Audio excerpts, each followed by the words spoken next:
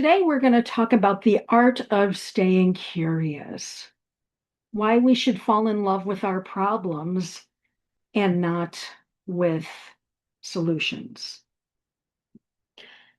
Think back to a time when you last had a brilliant idea. Maybe you had figured out a really killer 5 a.m. workout and you were certain that it was going to change your life. How did that moment feel? And did you find it intoxicating? We tend to really love solutions. Solutions are shiny, they are clean, and they feel like victories. They even make us look smart. But there is a dangerous trap waiting for us when we fail to see the problem first rather than the solution. We fall head over heels in love with our solutions and we just want to get rid of the problem. And this is something that the business world addresses. But this doesn't even have to be a business failure. We do the exact same thing in our personal lives.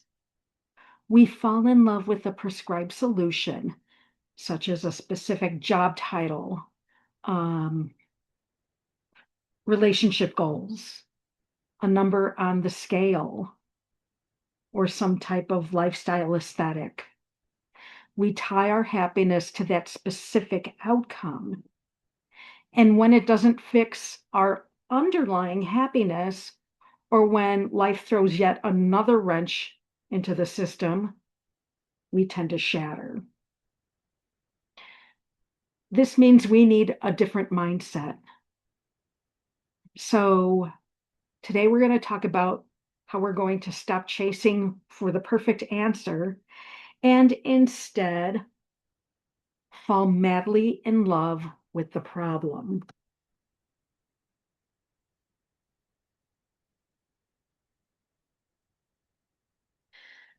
So, what does that mean exactly to fall in love with a problem? When you love your solution, you're basically wearing blinders. You become defensive. And if somebody gives you feedback that some personal life plan isn't working, you ignore them because your ego is wrapped up in it being right. And that could be about your marriage. It could be about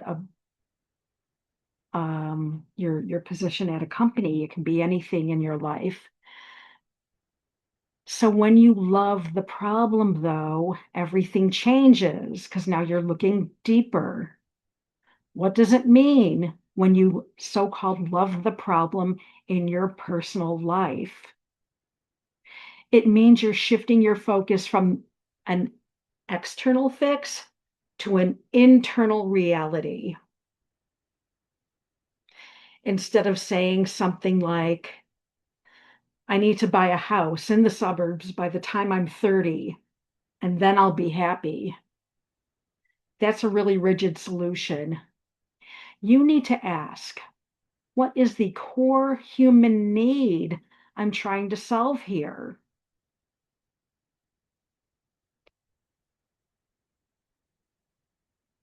Maybe the underlying problem is a lack of stability, a desire for community, or a need to create some sort of autonomy.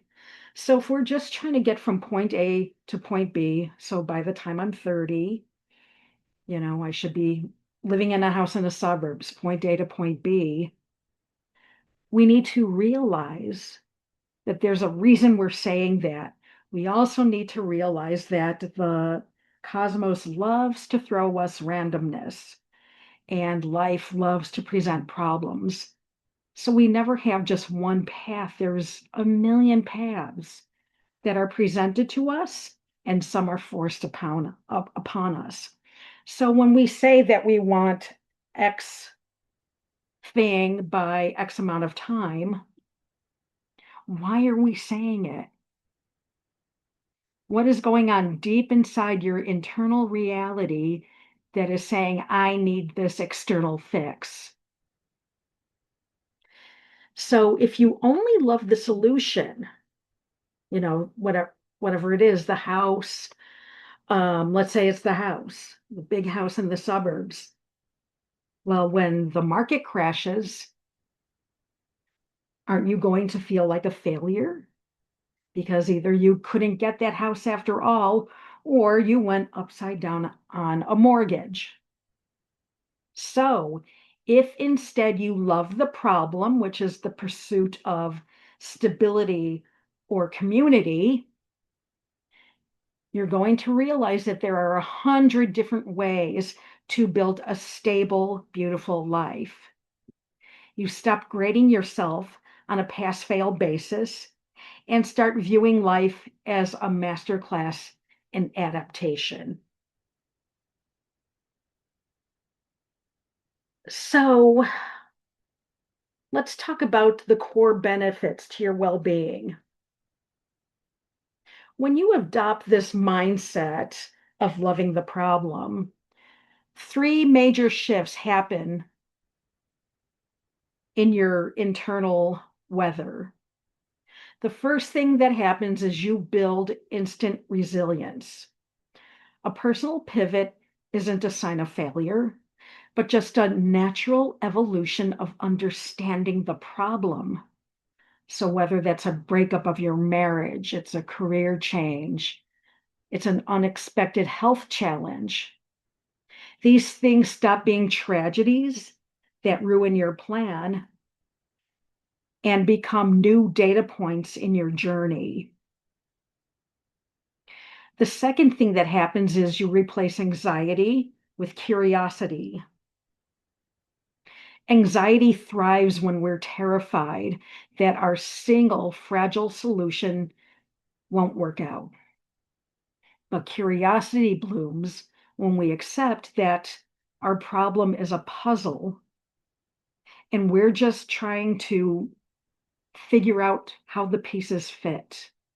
And that's all we have to do.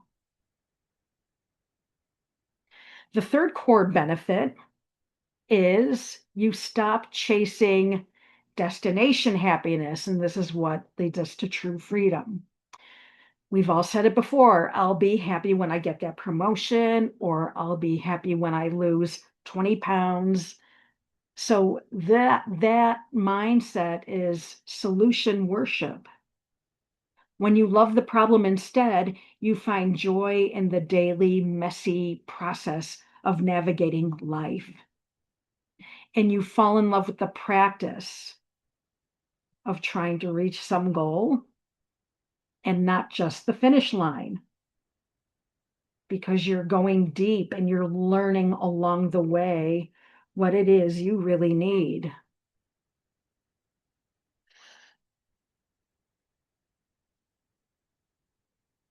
So, we're going to apply this to real life. How do we actually do this? How do we leave the solution trap behind and start living a problem first, well being centered life? We need an action plan.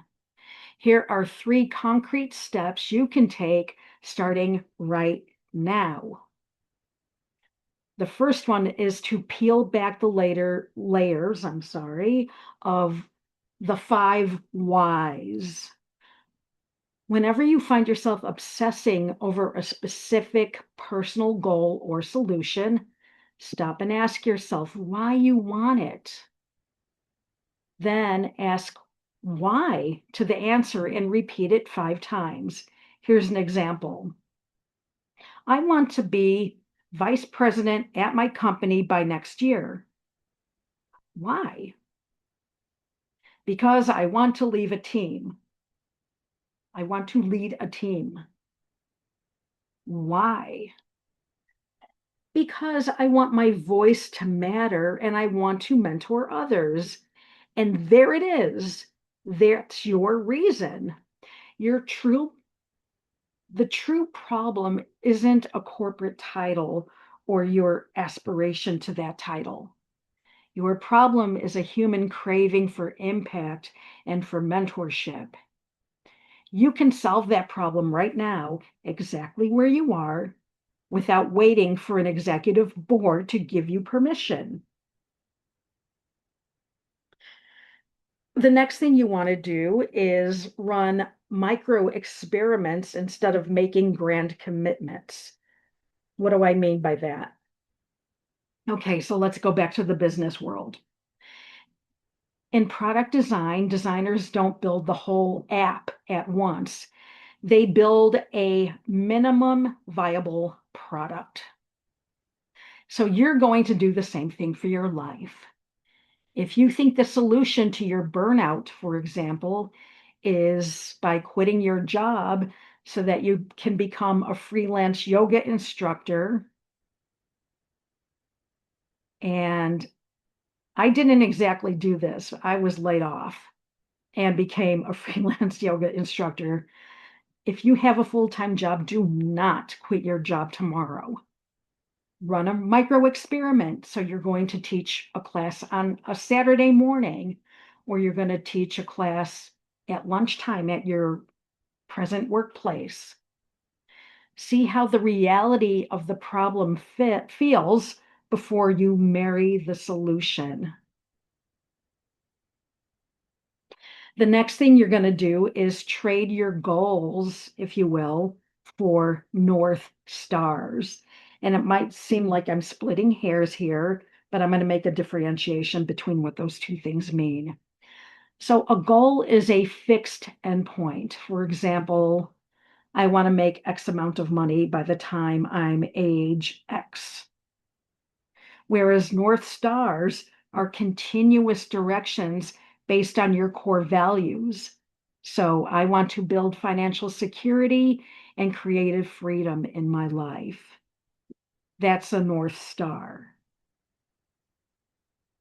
We all know it. Our goals can be missed, and they leave us feeling very defeated. While a North Star simply guides our footsteps, allowing us to take detours, allowing us to change vehicles, and helping us to adapt with whatever life throws at us. And when we do it that way, we don't ever lose our way. So whether it's a broken leg or a tornado hits your house or whatever it is, you still have your North Star. Whereas if you had that goal, you probably missed your goal.